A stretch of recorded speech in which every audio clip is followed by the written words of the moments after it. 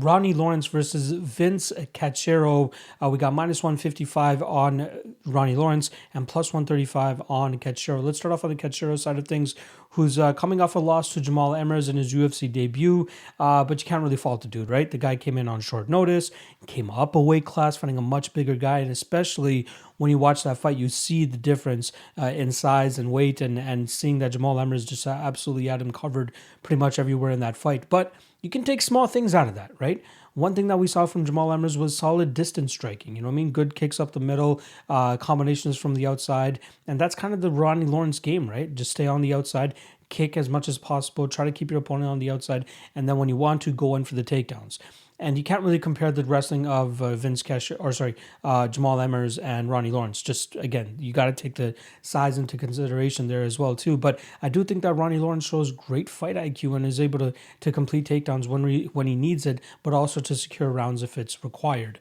But Vince Cachero looks like a solid striker, some good leg kicks as well too. Seems to throw a lot of heat in his punches, but I think that he's just a little bit on the weak side when it comes to the grappling in the wrestling realm. Like, we do see decent hips from him every now and then, but in most of his fights, he is giving up takedowns, and Ronnie Lawrence does a really good job in terms of mixing up his strikes with his takedowns to kind of keep his opponent second-guessing themselves whether they should be going in on a strike, whether they should be countering, whether they should be sprawling. Ronnie Lawrence does a good job of mixing all of that stuff up.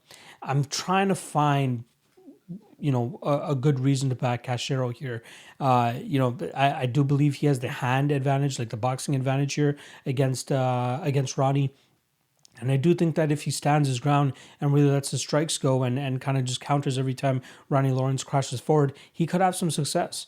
One fight that this kind of reminds me of is the Viviane Araujo fight and Jessica Ai, where we saw Araujo playing on the outside, and every time that she closed the distance to try to get her strikes off, we saw Jessica Ai just respond by standing her ground and throwing a combination in return. And I feel like that's the method that Cachero is going to have to take here, as I don't think that he's just going to be able to track down Lawrence. Lawrence does a good job of continuously moving, circling, landing his spinning kicks, landing good shots down the middle, good body kicks as well too. And then again, when he needs it, he's able to shoot. And I think that with the amount of physical overload and action overload that Ronnie Lawrence is going to be throwing at Cachero, I think he's going to have a tough time kind of reading what's coming next and where it's going to be coming from, and whether it's a takedown or whether it's just a feint that he's going to end up following up with some punches and some good kicks as well too. So I'm on the Ronnie Lawrence side. I'm not so keen on going out there and betting him at minus 155. Maybe if this was closer to a pick'em line or something, I'd feel a little bit more inclined to be on the Ronnie side.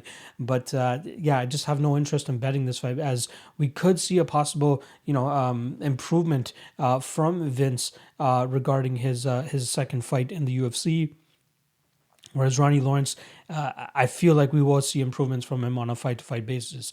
One thing that I like from him is that we see him jumping around to a lot of different gyms over his career, but most recently, he's been spending time at Sanford MMA, which is a solid spot.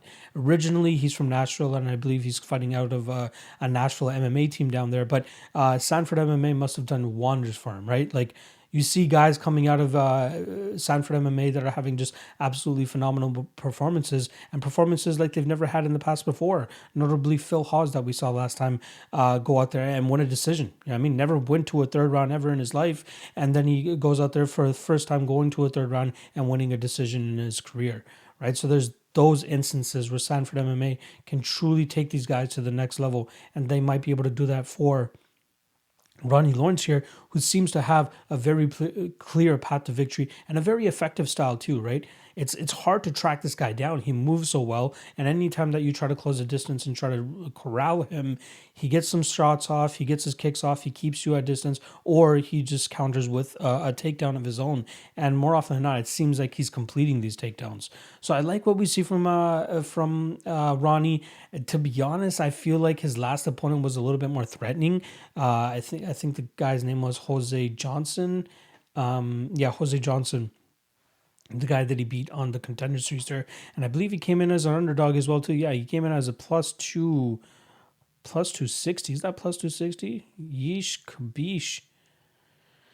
Yeah, plus 260 underdog according to Tapology. So That's you see the ever improving game from Ronnie Lawrence there, and I think that's what he's going to be able to do here. Mix up his kicks, mix up his movement, and then get a couple takedowns. And I think he should secure himself a decision victory.